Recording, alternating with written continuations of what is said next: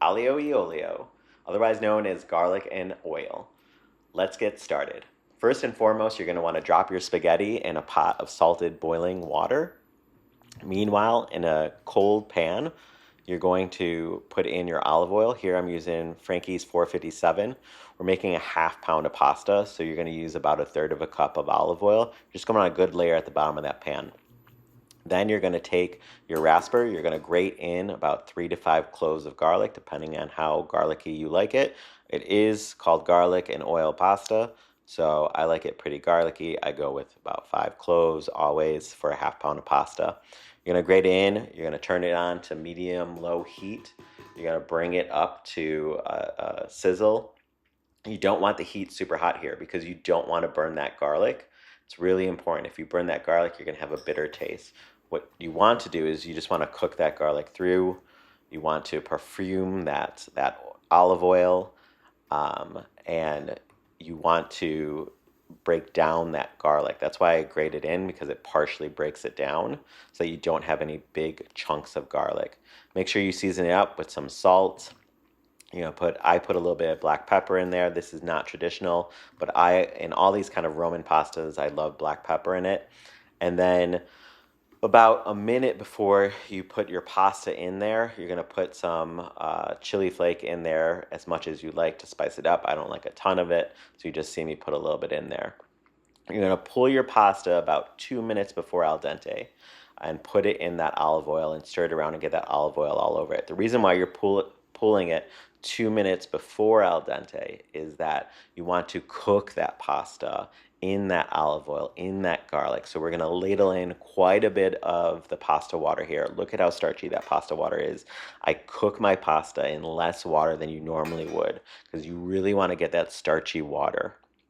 That starch is super important for making your sauce later on. So you're going to put a good 3 to 4 ladles of pasta water in there, and then you're going to turn up the heat and you're going to stir and stir that pasta until that water cooks that pasta. Part of that garlic water is absorbed in that pasta, so the flavor is actually inside the pasta, and that water is going to evaporate, that starch is going to concentrate, and what's going to happen is you're going to start making a sauce between the olive oil and that starchy water. You're going to have an emulsification that happens, and that is a super key part right here of actually making a good aglio e olio, is doing this action right here.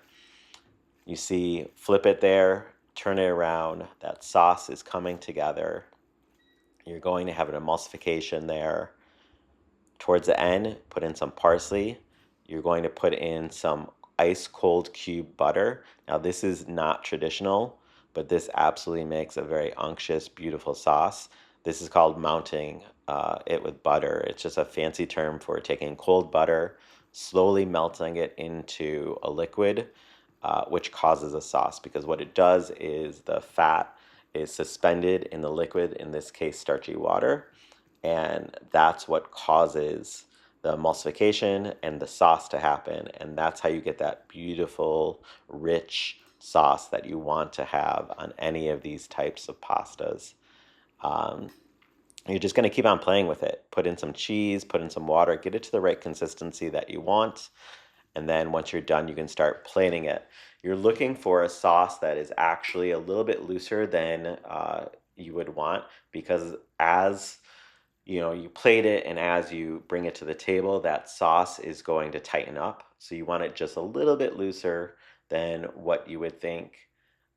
So get a warm bowl. Always serve these pastas in a warm bowl because these pastas can go cold pretty quickly. So anytime you're serving a pasta like this, great idea to just warm the bowls up in the oven. Or sometimes I'll even just put a little bit of boiling water into the bowl, let it sit, dump it out, dry it out, and then put the pasta into it. A quick and easy way to warm up a bowl. You're going to top it with some additional grated cheese, a little bit of that reserved parsley. Everyone eats with their eyes first, so I always think it's important to make sure that it looks really nice, right? So you add some layers to the top of the different ingredients that you might have put in, maybe some crunch factor or something like that. But in this one, you're going to do cheese, you're going to do some of the parsley, you might do a little bit of black pepper on top, a little bit of pepperoncini, and it'll look gorgeous. And everyone will enjoy receiving this bowl of pasta that you just made for them.